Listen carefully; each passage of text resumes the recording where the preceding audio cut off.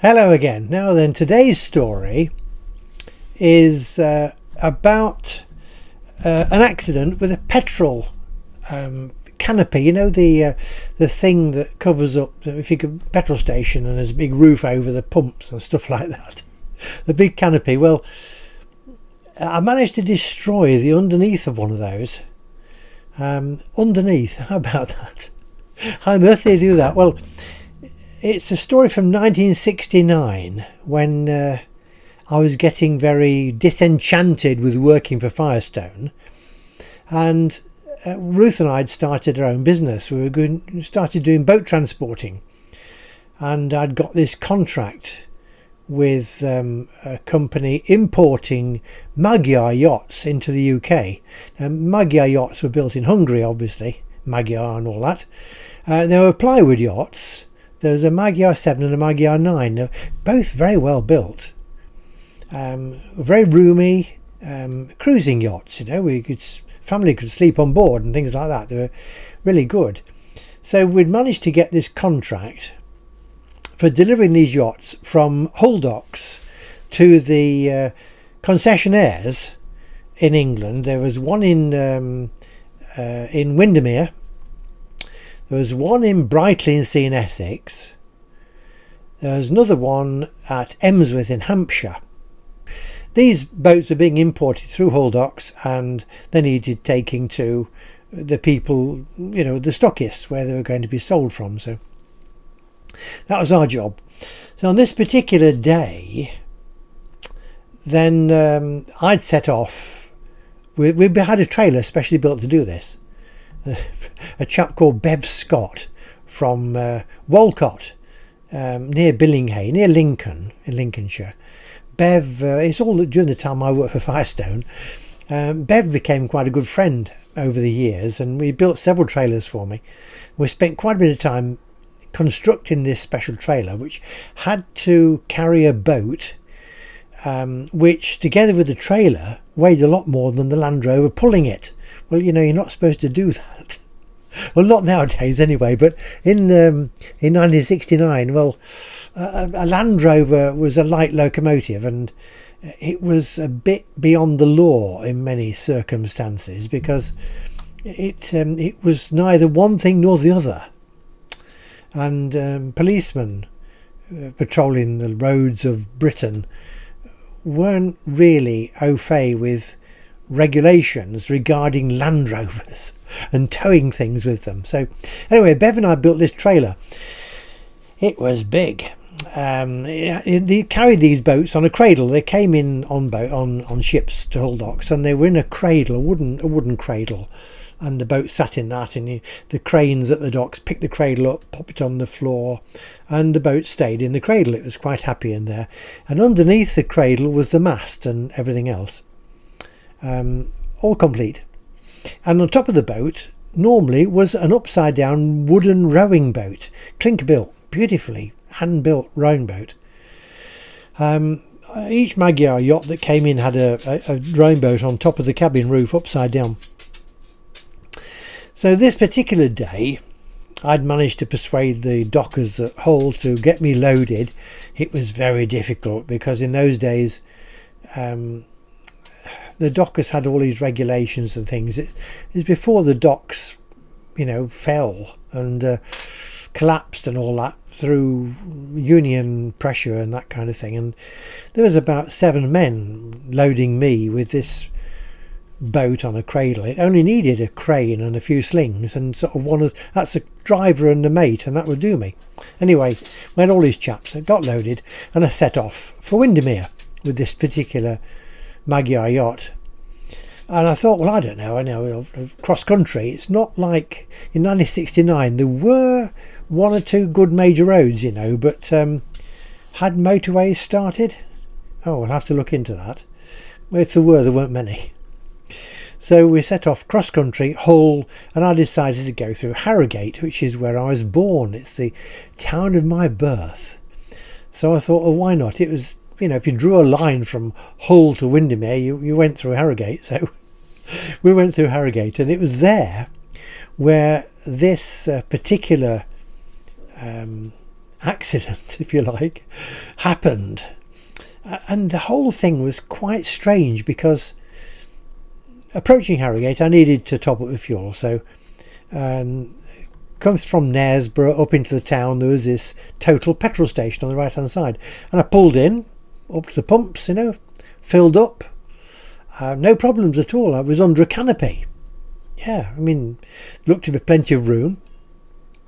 So I went into the office to pay, and I do believe in coincidences because this is the most amazing coincidence. I worked for the Lincolnshire Standard, Boston Standard, from 1960 to 1966, and I was a salesman. I sold advertising space, and I drew adverts, and I wrote copy, and did all kinds of things. You can read about those in other stories. But my boss, Roy Webley, had a particular client in Boston called Bernard Dove. And Bernard had come to Boston to take over a garage owned by Bueller's. Now Bueller's a big canning family in Boston. They owned a lot of property behind R.M. Wright's garage in Tawney Street. Yeah, Tawney Street, which is just off the crossroads near the cattle market and Wide Bargate. On one side, if you turn round past Coney's Gents Outfitters corner and turn left, and you go down Tawney Street, and on the left hand side is Holland Brothers. It used to be Holland Brothers' entrance to their workshop and stuff, but it's got car showrooms and stuff there, or it had a few years ago. Now on the right hand side, initially there was R.M. Wright's Austin garage, but then behind that was like big old canning premises, and it was doing nothing, it was doing nought. So it wanted developing, and the family had an idea to introduce a car dealership there, because there was other car dealerships. It was obviously a popular thing to do, and Bernard was very, very much into running garages and things. I don't know where he came from, probably London, I think. Nice chap. And he started this garage, and they were agents for Rambler American Motors cars, big American estate cars and things, and he introduced that into this garage behind where R.M. Wright's are. I think there's probably another garage there now. Anyway, this was 1963 or something like that, and it was very successful. And Bernard was often in our office arranging advertising promotions for the ideas he'd got for his garage. Can I just move on to another little story for a minute? Because I knew Bernard quite well, and when I was courting Ruth, I was a driver. I got my passed my test and everything. I was about 18, I think.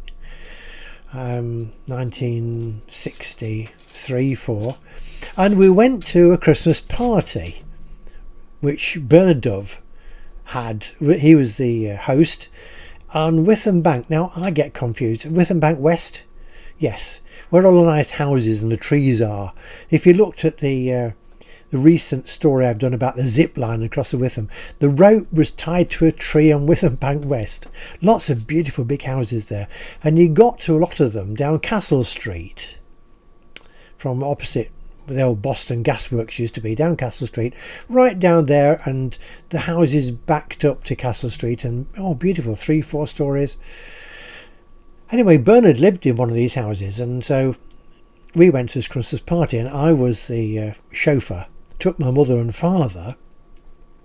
Father knew Bernard Dove because obviously he needed telephones, and my father was the telephone contact for the Peterborough telephone area in Boston and Skegness. He was the man. If you wanted a telephone, you had to know my father, otherwise you didn't get one. They were very rare still, we're not long after the war. So when my father came to Boston, you can read about that in Dick Sanders' story, then there weren't telephone lines, things were pretty rare. Anyway, 1963 or so, we went to this Christmas party, I found out after a while why I was supposed to be the chauffeur, because my father and mother, well, they didn't get on very well, you know. They were at each other's throats all the time. And my father found a very nice lady. He was a good-looking chap, and he found a very nice lady. I won't tell you her name. Could be embarrassing. Very well-known lady in Boston. Very attractive. And he latched onto her, and she didn't seem to mind. Anyway, my mother went off somewhere else and was drinking gin and its and got herself pretty well paralytic. Ruth was with me, and we were being pretty careful, you know, what we drank, and it was a good party. Anyway, eventually time came to go, and we pushed my mother and father in the back of a family car, which is a Ford Zephyr Zodiac Mark II Auto. It's what I passed for testing. We drove them home. I should tell you about that story another time, but back to Bernard Dove. We're in Harrogate with this Land Rover pulling a boat on a trailer underneath this petrol canopy. I'd gone into, this is 1969, I'd gone in to pay, and I had glanced around, and there was an office off the main shop, and who was sat at a desk but Bernard Dove? Couldn't believe it. And so, you know, he got somebody with him, but I couldn't help but knock on the door and say, you know, excuse me to interrupt and everything, but by golly, it is good to see you. Fancy seeing you here, you know. Anyway, I had to talk for a few minutes, and he introduced me to the other chap who was the total petrol company rep for that particular area. So, after a little while I said cheerio, and because I was blocking the pump, so I had to go. And as I drove out, I didn't realise, but the ground wasn't totally level. And I just turned left to pull out from under the canopy and out onto the road. And this dreadful grinding, crashing, crunching noise behind me. It was like the world had come to an end. And something was holding me back. I was having a problem going forwards. And I got out and had a look. And this dinghy, upside down on the top of this Magyar yacht on the trailer, had gouged a big groove in the underneath of this canopy on this total petrol station. Big canopy. I mean, 1969. It was unusually big. I don't know, 100 feet, I suppose. I'd travelled and ripped all the lights out from underneath, and there's a great big dent in underneath, and we were fairly well stuck under it. Anyway, I was stood having a gleg, you know, look as you do, gawping around, trying to think how the earth I'm going to get out from under here. And Bernard Dove and this chap came dashing out, and oh my God, it might be you, he said. So we went across the other side of the road with the petrol rep and had a look at it, and he was taking pictures with his camera. He said, oh my golly, look at this, I can imagine this on the front page of the Total News National. And anyway, oh dear, they didn't say an awful lot. But Bernard said, for goodness sake, go, you know. I said, but, no, he said, you've done so much damage now, what's a bit more? You just better keep going in the same direction. So I got in, put it in first gear and kept driving, and with all this calamitous noise behind me of, you know, fluorescent tubes crashing and shattering on the ground, and a squawking, grinding noise as this boat ground its way underneath this petrol canopy. And, you know, within a minute or two it had stopped, and I drove out from underneath. It just so happened that there was a bump somewhere.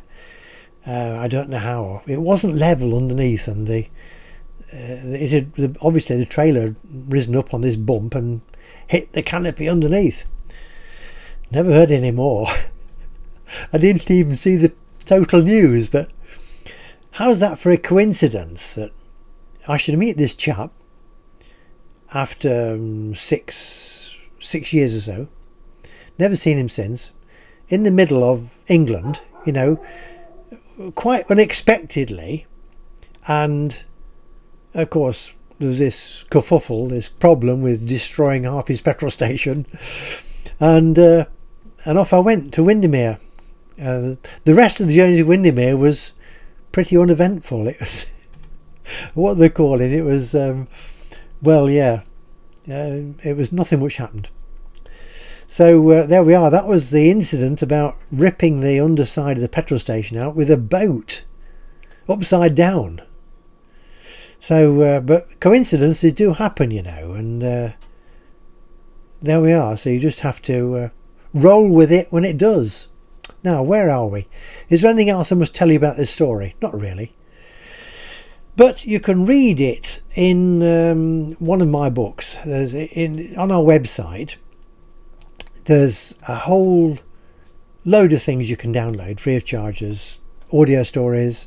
There's all the books I've written, picture story books as well. But this is 1969. It's in Boston, 1960 to 1970. So you can actually read it in a book on book form, or you can find the story on our Buzzsprout audio story site.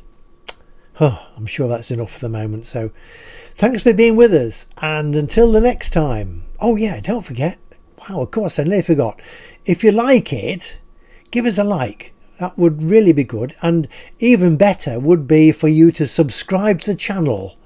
Please subscribe. It helps the channel to grow. It's good for the channel and whatever. So if you like the story, then subscribe and like, and thanks for being with us. Until the next time, cheerio.